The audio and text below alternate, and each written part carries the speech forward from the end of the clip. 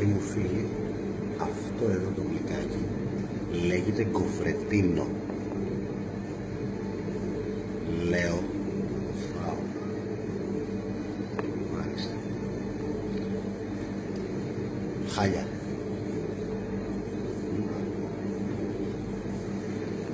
Δεν τρώγεται. Δεν τρώγεται.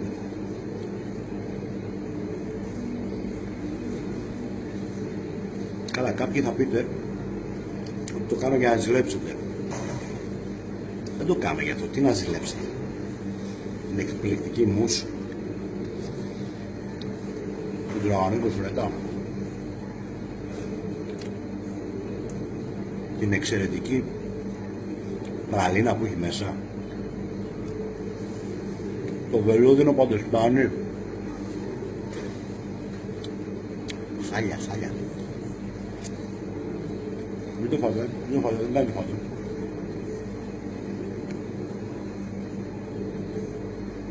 Το φάτε άλλο.